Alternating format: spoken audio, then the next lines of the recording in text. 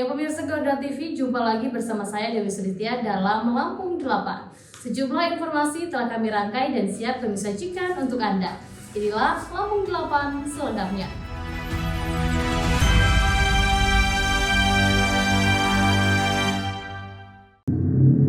Ya, selanjutnya pemirsa, isu keselamatan manusia dan kelestarian alam menjadi titik temu dialog terbuka antar pemerintah Provinsi Lampung dan masyarakat di sekitar Taman Nasional Waikambas pada Sabtu kemarin. Gubernur Lampung Rahmat Mirzani Jausal menegaskan persoalan konflik manusia dan satwa bukan sekedar urusan lingkungan, melainkan menyangkut nyawa manusia.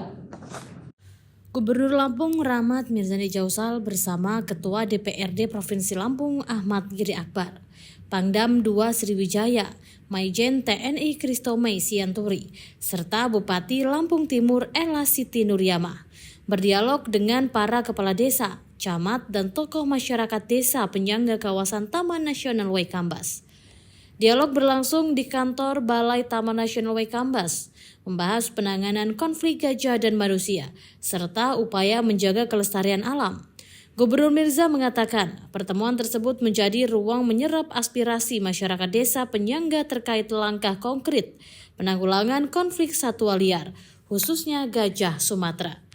Menurut Gubernur Mirza saat berdialog dengan warga 23 desa penyangga Taman Nasional Waikambas dari 6 kecamatan, bahwa Presiden Prabowo memberi perhatian serius. Negara tidak tinggal diam, negara hadir untuk rakyat.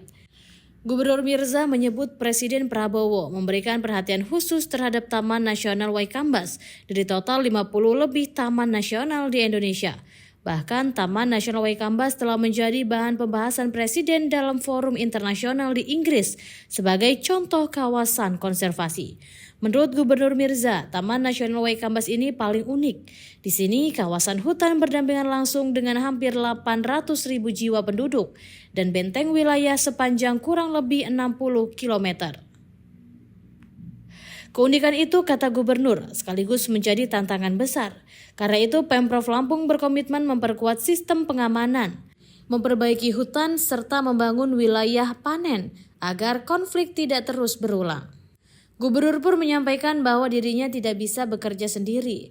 Karenanya Gubernur mengajak pemerintah daerah, TNI, aparat masyarakat, pengusaha, mahasiswa, dan media untuk sama-sama menjaga alam. Gubernur menekankan pentingnya dialog terbuka untuk mendengar langsung aspirasi warga. Pemerintah tidak hanya datang membawa kebijakan, tetapi juga telinga untuk mendengar masukan warga. Ahmad Hoirudin, warga desa Berja Asri, menyampaikan langsung kegelisahan masyarakat yang hidup berdampingan dengan gajah. Dia menekankan agar pembangunan tanggul permanen dilakukan di wilayah Taman Nasional Waikambas, bukan di lahan pertanian warga. Hal senada disampaikan Ermanita, Kepala Desa Labuhan Ratu, yang menyebut wilayahnya memiliki kanal yang rawan ambrol. Dia mengusulkan tanggul double, kanalnya didalami harus permanen. Ermanita juga menyoroti nasib masyarakat mitra Polhut yang selama ini berada di garis depan. Menurutnya, gaji mitra pendamping yang hanya 240.000 per bulan agar jadi perhatian pemerintah. Selain itu, warga meminta pengelolaan wisata melibatkan masyarakat desa, serta adanya asuransi bagi warga yang terkena dampak hingga meninggal, termasuk asuransi petani jika sawah rusak akibat konflik satwa. Pangdam 21, Raden Intan Maijen TNI Kristomei Sianturi, yang hadir dalam dialog tersebut menyambut baik masukan warga. Ia memastikan akan melakukan kolaborasi dan membantu warga dalam menangani konflik manusia dan satwa. Dialog ditutup dengan Gubernur berharap agar masyarakat terus memberi masukan terkait karakter pembatas, kondisi lapangan, dan solusi yang paling sesuai dengan realitas desa. Dari Lampung Timur, Tim Liputan Garuda TV melaporkan. Ya, selanjutnya pemirsa, Wakil Gubernur Lampung Jihan Nurlela menyerahkan donasi sebesar 500 juta rupiah untuk korban bencana di Aceh. Donasi ini merupakan hasil sumbangan dari Bumbung Korpri Pemprov Lampung sebesar 250 juta rupiah dan Guarda Pramuka Provinsi Lampung sebesar 250 juta rupiah. Penyerahan donasi berlangsung di Banda Aceh pada Jumat 23 Januari 2026. yang disambut langsung oleh Sekretaris Daerah Aceh M. Nasir bersama jajaran pemerintah Aceh, Ketua Harian Kuarda Aceh Jeffrey Effendi, serta Kepala Badan Penanggulangan Bencana Aceh Fahmi Ridwan. Dalam kesempatan tersebut, Sekda Aceh M. Nasir menyampaikan apresiasi atas solidaritas yang ditunjukkan Kuarda Pramuka Lampung. Menurutnya, dukungan dari berbagai pihak, termasuk dari Provinsi Lampung, sangat membantu mempercepat proses pemulihan pasca bencana. Atas nama pemerintah Aceh, Nasir menyampaikan terima kasih yang sebesar-besarnya kepada pemerintah Provinsi Lampung. Donasi ini merupakan bagian dari upaya pemerintah Provinsi Lampung untuk membantu meringankan beban korban bencana di Aceh, Sumatera Utara, dan Sumatera Barat.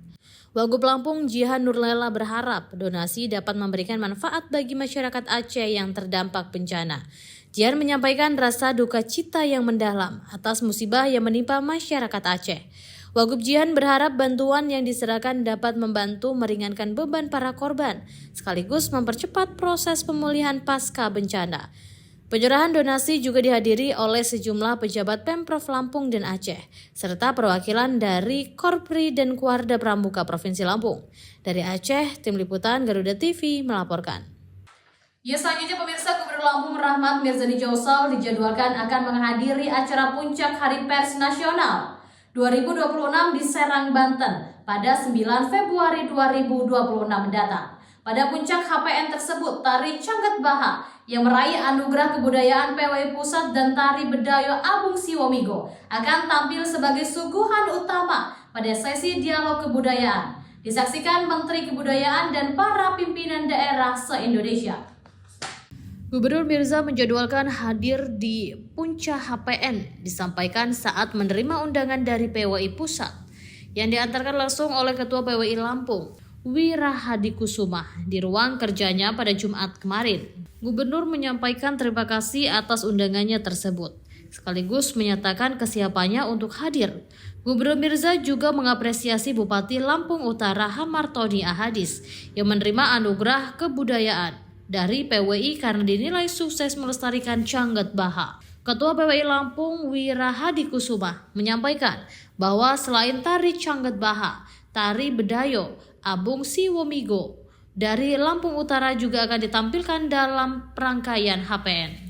Tari Cangget Baha merupakan ajang silaturahmi sakral pemuda dan pemudi Lampung saat bulan purnama. Sementara tari Bedayo Abung Siwomigo merupakan tarian kebesaran 9 marga dari masyarakat Lampung Abung yang serat nilai persatuan dan kehormatan. Ditambahkan Wira Hadi Kusuma, tampilnya dua tarian adat Lampung membuktikan bahwa kekayaan adat budaya Kabupaten Lampung Utara mampu mencuri perhatian di pentas nasional. Cangget Baha yang dikenal sebagai ajang silaturahmi sakral Muli Mahanai, pemuda-pemudi Lampung saat bulan purnama akan dipresentasikan sebagai identitas budaya yang tetap lestari di tengah arus modernisasi. Sementara itu, tarian Bedayo Abung Siwomigo akan membawakan filosofi kebesaran 9 marga dari masyarakat Lampung Abung yang serat akan nilai persatuan dan kehormatan. Dari Bandar Lampung, Tim Liputan Garuda TV melaporkan. Ya pemirsa, anggota DPR RI fraksi PDI Perjuangan Mukhlis Basri menyambut kedatangan ulama karismatik Profesor Kiai Haji Said Akil Sirot Mustasyar PBNU sekaligus mantan Ketua Umum PBNU di sebuah rumah makan sederhana di Bukit Kemuning, Kabupaten Lampung Utara pada Sabtu 24 Januari 2026. Pertemuan tersebut menjadi penanda dimulainya rangkaian agenda besar Nahdlatul Ulama di Provinsi Lampung. Said Akil Siraj diketahui berada di Lampung untuk menghadiri pelantikan serentak pengurus Majelis Wakil Cabang Nahdlatul Ulama sekota Bandar Lampung yang digelar dalam rangka peringatan hari lahir Nahdlatul Ulama ke-100 tahun berdasarkan kalender Masehi. Mukhlis Basri menyampaikan apresiasinya atas kehadiran Said Akil Siraj di Lampung.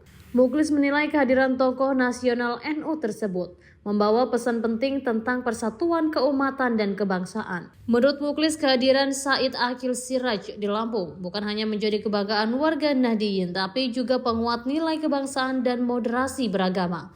NU memiliki peran besar dalam menjaga Indonesia tetap utuh dan damai. Said Akil Siraj mengungkapkan kegembiraannya dapat kembali bertemu dengan warga NU di Lampung. Ia menegaskan bahwa peringatan Harlah NU ke-100 menjadi momentum refleksi peran NU dalam membangun peradaban bangsa. Pelantikan serentak pengurus MWCNU dari 20 kecamatan sekota Bandar Lampung dijadwalkan berlangsung pada Minggu 25 Januari 2026 pukul 18.30 waktu Indonesia bagian Barat, bertempat di Gunung Sumbergo pemerintah kota Bandar Lampung. Dari Bandar Lampung, tim liputan Garuda TV melaporkan.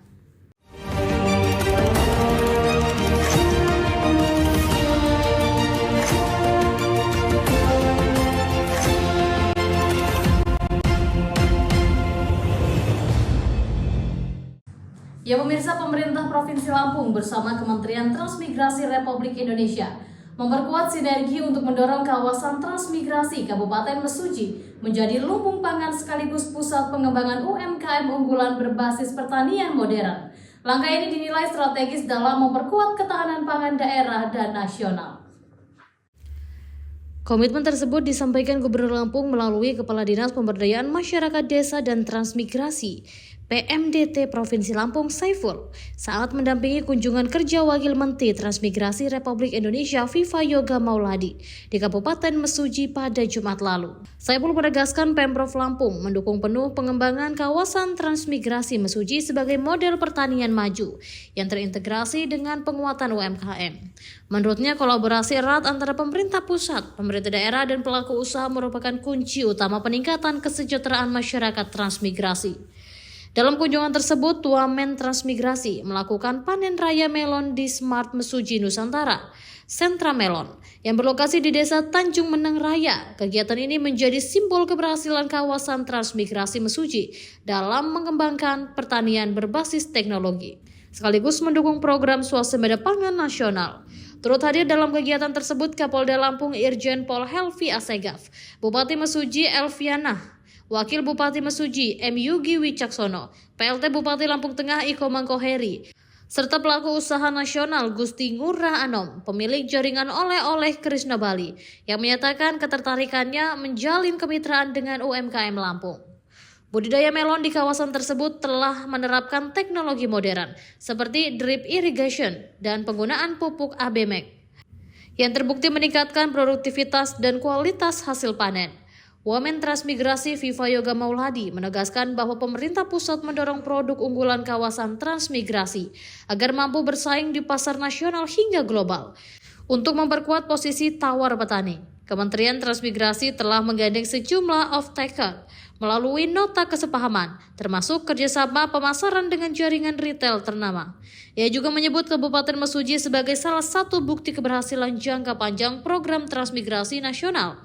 Selain melon, Mesuji memiliki potensi besar pada komoditas unggulan lain, seperti pisang dan singkong. Dari Mesuji, tim liputan Garuda TV melaporkan.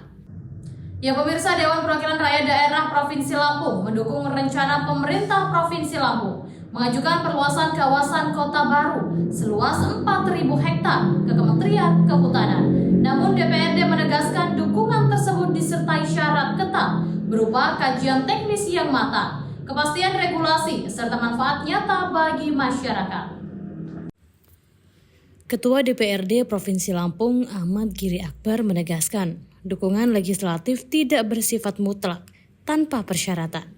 Menurutnya, percepatan pembangunan kota baru memang diperlukan sebagai motor pertumbuhan ekonomi baru, tetapi tidak boleh dilakukan secara tergesa-gesa. Pada prinsipnya, DPRD mendukung akselerasi pembangunan kota baru agar segera memberi dampak ekonomi. Namun, rencana perluasan 4.000 hektar ini harus memiliki argumen teknis yang kuat, kesiapan infrastruktur, serta kejelasan urgensi pemanfaatan lahan agar tidak menjadi lahan tidur di masa depan. Giri menyebut hingga kini DPRD masih menunggu dokumen resmi dari pihak eksekutif, termasuk paparan komprehensif dan master plan terbaru sebagai dasar pengawasan legislatif. Giri menekankan aspek legalitas menjadi perhatian utama DPRD karena rencana perluasan menyangkut kawasan hutan. Kata Giri, pihaknya akan mengawal proses perizinan agar sesuai ketentuan hukum dan tidak menimbulkan persoalan di kemudian hari. Selain itu, DPRD juga menyoroti aspek lingkungan dan tata ruang. Pembangunan kota baru harus tetap menjaga keseimbangan ekosistem dan selaras dengan rencana tata ruang wilayah. Dari sisi penganggaran, DPRD memastikan belum ada pembahasan anggaran fisik dari APBD karena proses masih berada pada tahap pengajuan perluasan kawasan. Namun berbagai skema pembiayaan terbuka untuk dikaji. Giri juga menegaskan Kota Baru harus memberikan manfaat langsung bagi masyarakat luas, bukan sekedar menjadi kawasan elit pemerintah. Wakil Ketua Komisi 3 DPRD Provinsi Lampung, Yozi Rizal, menyatakan dukungan tersebut sejalan dengan masuknya pembangunan Kota Baru dalam RPJMD Provinsi Lampung 2025-2029. Politisi Partai Demokrat itu menegaskan, Komisi 3 DPRD Lampung akan mengawal penuh pembangunan Kota Baru agar tidak kembali terbengkalai, mengingat banyak aset yang telah terbangun di kawasan tersebut. Asisten 2 Bidang Perekonomian dan Pembangunan, Satdapprov Lampung, Mulyadi Irsan, menjelaskan Pemprov Lampung berencana memanfaatkan lahan hutan seluas sekitar 4.000 hektar untuk perluasan Kota Baru. Kawasan tersebut disiapkan tidak hanya untuk fasilitas umum, tetapi juga sebagai penggerak ekonomi baru berbasis pertanian dan industri. Dari Bandar Lampung, Tim Liputan Garuda TV melaporkan. Ya pemirsa, anggota DPR RI fraksi PDI Perjuangan Muklis Basri melaksanakan instruksi merawat pertiwi dengan menggelar gerakan penghijauan melalui penanaman pohon di kawasan Sukarame Korpri Raya, Bandar Lampung pada Jumat 23 Januari 2026. Kegiatan tersebut dilaksanakan bersama kader PDI Perjuangan Kota Bandar Lampung sebagai bagian dari rangkaian peringatan Hari Ulang Tahun Ketua Umum PDI Perjuangan Profesor Dr. Megawati Soekarno Putri yang jatuh pada 23 Januari 2026. Muklis Basri menegaskan aksi penanaman pohon itu merupakan wujud nyata pelaksanaan instruksi DPP PDI Perjuangan, sekaligus bentuk komitmen ideologis partai dalam menjaga kelestarian lingkungan hidup. Menurutnya merawat pertiwi bukan sekedar kegiatan seremonial, tetapi pengamalan nilai ideologi PDI Perjuangan. Penanaman pohon adalah simbol mencintai bumi, menjaga kehidupan, dan memastikan masa depan generasi mendatang. Muklis menambahkan, peringatan Hari Ulang Tahun Ketua Umum PDI Perjuangan menjadi momentum refleksi atas keteladanan Megawati Soekarno Putri yang selama ini konsisten menggaungkan kecintaan terhadap alam dan keberlanjutan lingkungan. Muklis Basri juga mengajak seluruh kader dan masyarakat untuk menjadikan gerakan merawat pertiwi sebagai agenda berkelanjutan, tidak berhenti pada momentum peringatan semata. Kegiatan penanaman pohon sejalan dengan instruksi DPP PDI Perjuangan yang mengamanatkan seluruh kader, anggota legislatif, serta kepala daerah kader partai di seluruh Indonesia untuk melakukan aksi nyata merawat pertiwi, mulai dari penghijauan, kerja bakti lingkungan, hingga perlibatan masyarakat. Aksi di Bandar Lampung tersebut diharapkan dapat meningkatkan kesadaran publik akan pentingnya menjaga keseimbangan alam, serta memperkuat peran politik kerakyatan PDI Perjuangan yang berpihak pada keberlanjutan lingkungan hidup. Dari Bandar Lampung, Tim Liputan Garuda TV melaporkan. Alam yang mempesona, budaya yang mengakar, dan sejarah yang menawan. Setiap domba ada pelatihnya masing-masing. Setiap sudutnya selalu punya cerita yang akan diceritakan. Perjalanan keindahan dari negeri yang luar biasa. Jelajah Nusantara. Setiap Sabtu dan Minggu hanya di Garuda TV. Ya selanjutnya pemirsa, pelaksana tugas Bupati Lampung Tengah Ikomang Koheri meresmikan pembangunan ruas kabupaten wilayah Kampung Ramagunawan hingga Rukti Endah, Kecamatan Seputih Raman, Kabupaten Lampung Tengah pada Sabtu 24 Januari 2026. Pelaksana tugas Bupati Lampung Tengah Ikomang Koheri meresmikan pembangunan ruas kabupaten wilayah Kampung Ramagunawan, Rukti Endah, Kecamatan Seputih Raman, Kabupaten Lampung Tengah pada Sabtu 24 Januari 2026. Bukan hanya meresmikan jalan, Ikomang Koheri juga menjajal langsung jalan yang baru saja diperbaiki tersebut dengan menggunakan sepeda bersama jajaran pemerintah Kabupaten Lampung Tengah dan masyarakat setempat yang antusias melihat kondisi jalan yang kini sudah dalam kondisi mantap. PLT Bupati mengatakan bahwa pembangunan infrastruktur jalan merupakan salah satu prioritas utama pemerintah Kabupaten Lampung Tengah dalam rangka meningkatkan konektivitas antar wilayah serta mendorong pertumbuhan ekonomi masyarakat. Menurutnya, keberhasilan pembangunan tidak hanya diukur dari selesainya proyek, tetapi juga dari kepedulian masyarakat dalam menjaga hasil pembangunan. Oleh karena itu, Komangko Heri sekaligus mengajak masyarakat untuk sama-sama peduli terhadap infrastruktur setempat. Selain itu, kegiatan goes barang Gobar yang dirangkaikan dengan peresmian jalan dinilai sebagai bentuk kampanye positif untuk membudayakan pola hidup sehat sekaligus mempererat kebersamaan antar pemerintah daerah dan masyarakat. Dari Lampung Tengah, Tim Liputan Garuda TV melaporkan. Ya, selanjutnya pemirsa, kepemimpinan Bupati Lampung Selatan Radityo Egi Pratama bersama Wakil Bupati Muhammad Saiful Anwar kembali menorehkan capaian strategis dalam tata kelola pemerintahan. Pemerintah Kabupaten Lampung Selatan berhasil meraih predikat sangat baik dalam penilaian Indeks Tata Kelola Pengadaan tahun 2025, sekaligus menempatkan Lampung Selatan sebagai kabupaten terbaik seprovinsi Lampung dalam sektor pengadaan barang dan jasa. Pemerintah Kabupaten Lampung Selatan kembali mencatatkan diri sebagai kabupaten terbaik se-Lampung. Kali ini Lembaga Kebijakan Pengadaan Barang dan Jasa, Pemerintah LKPP Republik Indonesia, yang mendaulat Lampung Selatan menjadi kabupaten terbaik setelah memperoleh skor 93,15 dengan predikat sangat baik. Hasil penilaian itu tertuang dalam surat resmi LKPP RI nomor 15-2-D-2.1/01/2026 tertanggal 21 Januari 2026 tentang nilai Indeks Tata Kelola Pengadaan (ITKP) Kementerian, Lembaga, dan Pemerintah Daerah tahun 2025. ITKP sendiri merupakan bagian dari indikator MESO dalam pelaksanaan reformasi birokrasi nasional. Predikat sangat baik mencerminkan komitmen kuat Pemkab Lampung Selatan di bawah kepemimpinan Bupati Radityo Egi Pratama dan Wakil Bupati Ahmad Saiful Anwar dalam membangun tata kelola pengadaan barang dan jasa yang transparan, akuntabel, efektif, serta berlandaskan prinsip good governance, sekaligus mendukung peningkatan kualitas belanja pemerintah daerah dan efisiensi pembangunan. Kepala Bagian Pengadaan Barang dan Jasa Sekretariat Daerah Kabupaten Lampung Selatan, Gunawan, menjelaskan bahwa ITKP merupakan salah satu indikator penting dalam evaluasi reformasi birokrasi oleh Kementerian PAN-RB, serta menjadi bagian dari penilaian Monitoring Center for Prevention Area Pengadaan Barang Jasa oleh Komisi Pemberantasan Korupsi KPK Republik Indonesia. Menurut Gunawan, skor ITKP Lampung Selatan sebesar 93,15 dengan predikat sangat baik diperoleh dari 3 indikator utama penilaian.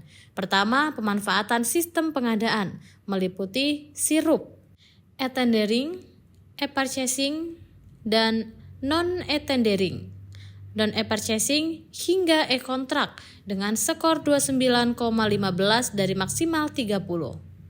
Kedua, kualifikasi dan kompetensi SDM pengadaan barang dan jasa (PBJ) melalui pemenuhan jumlah jabatan fungsional pengelola pengadaan barang jasa JFPPBJ dengan skor 24 dari maksimal 30. Ketiga, tingkat kematangan unit kerja pengadaan barang jasa UKPBJ yang meraih skor sempurna 40 dari maksimal 40 atau level kematangan 9 dari 9. Gunawan juga mengungkapkan bahwa capaian ini merupakan hasil dari tren peningkatan kinerja yang konsisten dalam 5 tahun terakhir. Pada 2021, ITKP Lampung Selatan masih berada di angka 19,68, meningkat menjadi 39,3 pada 2022 dan 47,75 pada 2023, seluruhnya dengan predikat kurang. Pada 2024 skor melonjak signifikan menjadi 87,57 dengan predikat baik dan kembali meningkat pada 2025 menjadi 93,15 dengan predikat sangat baik. Atas capaian tersebut, Pemkab Lampung Selatan menegaskan komitmennya untuk terus melakukan evaluasi berkala, penguatan sistem inovasi berkelanjutan, serta peningkatan kualitas SDM pengadaan sebagai bagian dari upaya mewujudkan pelayanan publik yang optimal dan pembangunan daerah yang berkelanjutan. Dari Lampung Selatan, Tim Liputan Garuda TV melaporkan. Ya pemirsa, Kusnunia Calim atau Nuni kembali terpilih sebagai Ketua Dewan Pimpinan Wilayah Partai Kebangkitan Bangsa Provinsi Lampung periode 2026 hingga 2031. Penetapan tersebut diputuskan Dewan Pimpinan Pusat PKB berdasarkan hasil musyawarah wilayah DPW PKB Lampung yang digelar pada 28 Desember 2025 lalu. Kusnunia Calim atau Nuni kembali terpilih sebagai Ketua Dewan Pimpinan Wilayah DPW Partai Kebangkitan Bangsa PKB Provinsi Lampung periode 2026 hingga 2031. Dalam muspil tersebut, seluruh peserta secara mufakat menunjuk anggota DPR RI ini untuk kembali memimpin PKB Lampung. Mantan Wakil Gubernur Lampung itu didampingi Maulidah Zauroh sebagai sekretaris dan Cecep Jamani sebagai bendahara DPW PKB Lampung periode 2026 hingga 2031. Nuni menegaskan amanah yang kembali diberikan kepadanya akan dijalankan dengan fokus pada penguatan internal partai dan perluasan dukungan masyarakat. Menurutnya kepercayaan adalah amanah besar. Prioritas ke depan adalah memperkuat solidaritas kader hingga tingkat bawah, serta memperluas basis dukungan PKB di tengah masyarakat Lampung. Menurut Nuni, PKB Lampung akan terus mengokohkan posisinya sebagai partai yang konsisten memperjuangkan kepentingan rakyat dan responsif terhadap dinamika daerah. PKB harus hadir sebagai rumah aspirasi rakyat. Nuni ingin memastikan seluruh kebijakan dan langkah politik PKB benar-benar berpihak pada kebutuhan masyarakat Lampung. Penetapan sekaligus pengenalan kepengurusan DPW PKB Lampung periode 2026-2031 disampaikan dalam acara sosialisasi kepengurusan DPW PKB Lampung yang dipimpin Wakil Ketua Umum DPP PKB, Ida Fauzia. Kegiatan tersebut diikuti seluruh calon pengurus DPW serta perwakilan 15 Dewan Pimpinan Cabang PKB seprovinsi Lampung. Dengan kepengurusan baru ini, PKB Lampung ditargetkan bekerja lebih solid, progresif dan terstruktur dalam memperkuat peran politik partai, sekaligus meningkatkan kehadiran nyata PKB dalam menjawab persoalan sosial, ekonomi, dan politik masyarakat Lampung. Dari Bandar Lampung, Tim Liputan Garuda TV melaporkan. Di tengah perubahan dan dinamika bangsa, ada isu yang memerlukan sebuah solusi. Bersama narasumber terpercaya, mengulas topik terkini untuk negeri. Terkait dengan RUU perampasan aset yang Live dari Sarinah dan Menara Garuda. Indonesia Kita, Senin sampai Jumat pukul 7 malam hanya di Garuda TV. Ya, selanjutnya pemirsa, anggota DPRD Provinsi Lampung Muhammad Reza Berawi melaksanakan kegiatan sosialisasi peraturan daerah sebagai bagian dari tugas dan tanggung jawab wakil rakyat dalam menyebarluaskan regulasi daerah kepada masyarakat. Kegiatan ini mengangkat peraturan daerah Provinsi Lampung nomor 1 tahun 2016 tentang pedoman rembuk desa dan kelurahan dalam pencegahan konflik di Provinsi Lampung. Anggota DPRD Provinsi Lampung Muhammad Reza Berawi melaksanakan kegiatan sosialisasi peraturan daerah sebagai bagian dari tugas dan tanggung jawab wakil rakyat dalam menyebarluaskan regulasi daerah kepada masyarakat. Sosialisasi dilaksanakan di Pekon Pemenangan, Kecamatan Pagelaran, Kabupaten Pringsewu.